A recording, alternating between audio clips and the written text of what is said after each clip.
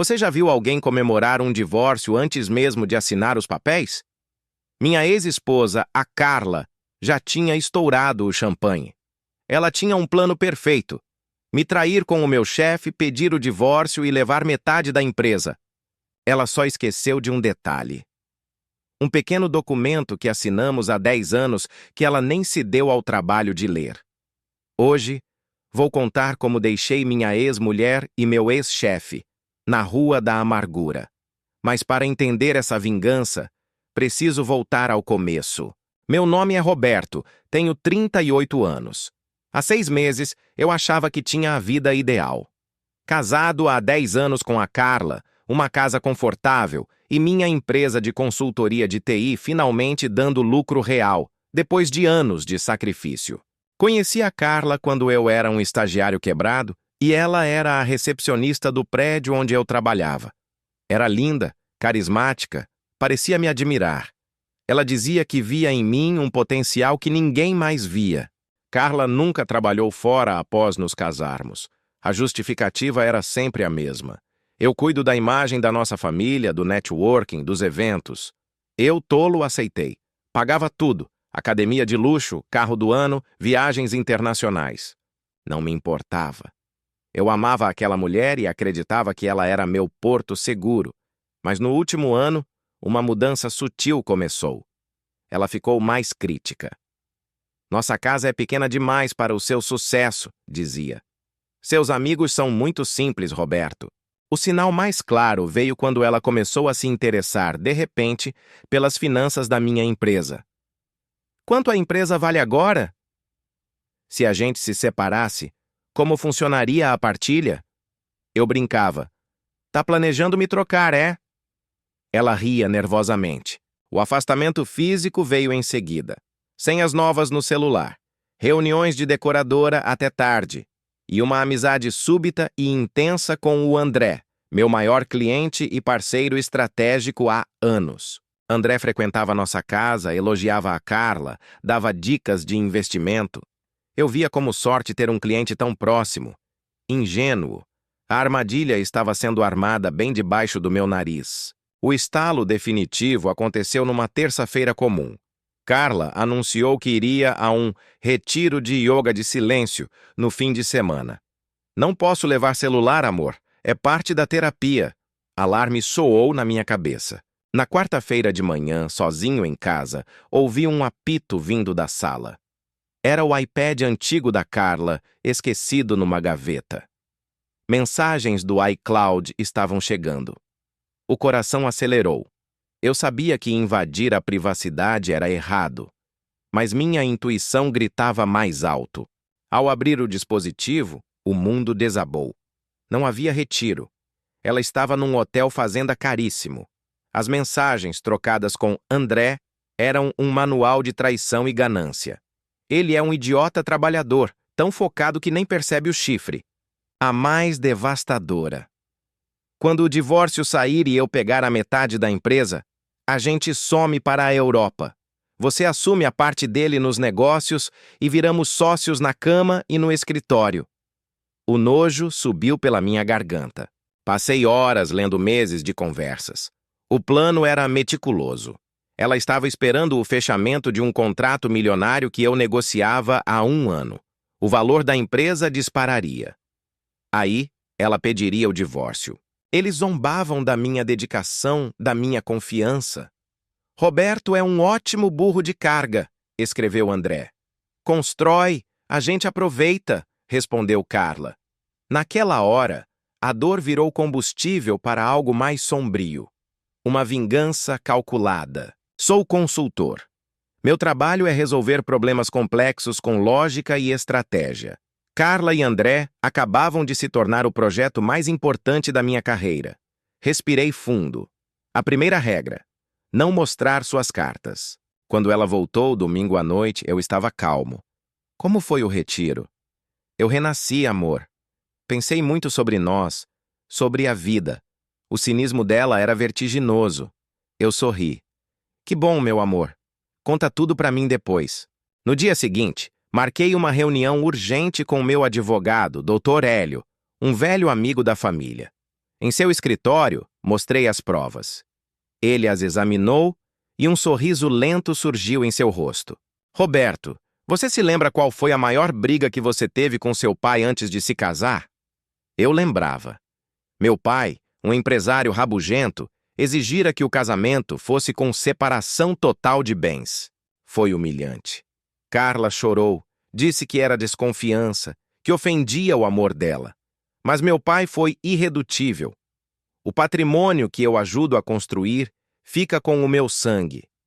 No fim, para provar que não era interesseira, Carla assinou sem ler direito. Aqui está a certidão, disse Hélio, tirando uma cópia do arquivo. Ela não tem direito a nada do que você adquiriu durante o casamento. A empresa, os investimentos, tudo é seu, individual, mas havia mais. Hélio lembrou de outro documento. O contrato de parceria com a empresa do André. Havia uma cláusula de boa-fé e lealdade amplíssima e outra de não concorrência. Dormir com a esposa do sócio para fraudar a sociedade era a quebra perfeita dessas cláusulas. Agora a estratégia, Hélio disse virando seu bloco. Primeiro, siga a vida. Deixe o contrato milionário ser fechado. Segundo, continue coletando provas discretamente. Terceiro, quando ela der o golpe, você contra-ataca com tudo. Os 2 meses seguintes foram um exercício de atuação. Eu era o marido amoroso e distraído. Celebrei o fechamento do contrato com um jantar caro. Carla brindou com olhos brilhantes, de ambição, não de alegria. Uma semana depois veio a cena. Ela chegou séria. Precisamos conversar. Não estou feliz há muito tempo. Quero o divórcio. Fingi desespero. Mas por quê? O que eu fiz? Não é você, sou eu. Só quero ser justa. Metade do que é nosso. Marquei a reunião amigável no escritório do advogado dela. Ela entrou vestida como para uma festa, com um sorriso de vitória antecipada. Ao seu lado, não apenas seu advogado, mas o André. O descaramento era absoluto. Vim dar apoio moral a Carla, disse André, evitando meu olhar. O advogado dela começou seu discurso. Minha cliente busca uma divisão justa, 50% do patrimônio do casal, incluindo a participação societária na empresa. Deixei que falassem, que detalhassem seus direitos. Carla olhava para mim com um misto de pena e desdém. Quando terminaram, fiz um sinal para o Dr. Hélio. Antes de qualquer coisa, Hélio começou calmamente. Gostaria de registrar para a ata que o Sr. André está presente nesta reunião particular de divórcio. Curiosa proximidade com a senhora. Então ele colocou a primeira bomba sobre a mesa, a certidão de casamento com a folha do pacto antenupcial destacada. Separação total de bens, assinado por ambos. A senhora Carla tem direito, portanto, apenas aos bens que trouxe para o casamento e adquiriu com recursos próprios, que seriam... O silêncio foi cortante. O rosto de Carla se esvaziou. Isso não vale! Seu advogado pegou o documento, examinou e ficou pálido. Vale sim, senhora. Você assinou. André começou a se remexer na cadeira. Documento B, continuou Hélio colocando uma pasta grossa. Provas da relação adúltera entre a requerente e o senhor André e de conspiração para lesionar o patrimônio de meu cliente. Fotos, mensagens impressas, registros de hotel. Carla tentou se levantar. Isso é invasão. André, em pânico, gritou. Isso não tem nada a ver com os negócios. Foi a deixa que eu esperava. Me virei para ele. Tem tudo a ver, André. Cláusula 7.3 do nosso contrato. Conduta que atente contra a lealdade e boa-fé da parceria. Acho que trair o sócio e planejar fraudar a empresa se encaixa perfeitamente. Anunciei. Estou rompendo nossa parceria, efetivo imediato, e iniciando processo por danos morais e materiais. Meus advogados vão entrar em contato com sua diretoria ainda hoje. O homem desmoronou. Sua empresa dependia da minha consultoria para um projeto vital.